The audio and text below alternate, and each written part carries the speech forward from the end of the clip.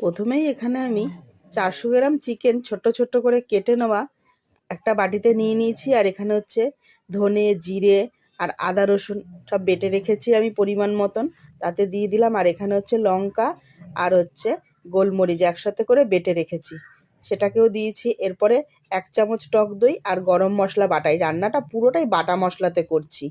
আর কুচনো পেঁয়াজ আর হচ্ছে টমেটো, আর পরিমাণ মতন তো নুন হলুদ আছে। আর বেশ কিছুটা পরিমাণে তেল দিয়ে দিলাম, আপনারা চাইলে সর্ষের তেলও দিতে পারেন, আমি এখানে সাদা তেল দিয়েছি।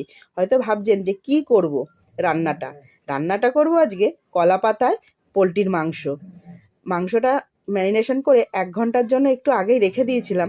আর এরপরে কলা পাতাটা পেতে নিয়েছি, তার উপরে তেল আর একটু নুন দিয়েছি যাতে উল্টানোর সময় খুব সুন্দরভাবে উল্টায়।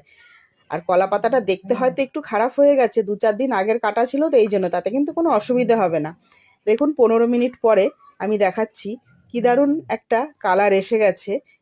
আর গ্যাসের আঁচটাকে মিডিয়াম ফ্লেমে রাখবেন। আর 1 পিঠ হয়ে গেছে বলে আমি ওটা নামিয়ে নিয়েছি, আবারও পাতা দিয়েছি, দিয়ে উল্টে দিলাম। উল্টানোটা কিন্তু একটু টাফ আছে, কিন্তু যারা পারবেন একটু দেখে নেবেন ভিডিওটা, অসুবিধা হবে না। আর ওপর থেকে বাটার দিয়েই আমি এবারে প্রস্তুতি নিলাম নামিয়ে নেওয়ার। এরপরে যে উল্টানো পাতাটা ছিল আমি ওটার মধ্যেই, বেশ মশলা লেগেছিল, ওটাতে ভাত নিয়ে নিলাম আর কিছুটা মাংস নিয়ে। বাহ, যা স্বাদ হয়েছে না, ভাষায় প্রকাশ করতে পারবো না। পোলট্রি না অন্য কি খাচ্ছেন বুঝতেই পারবেন না।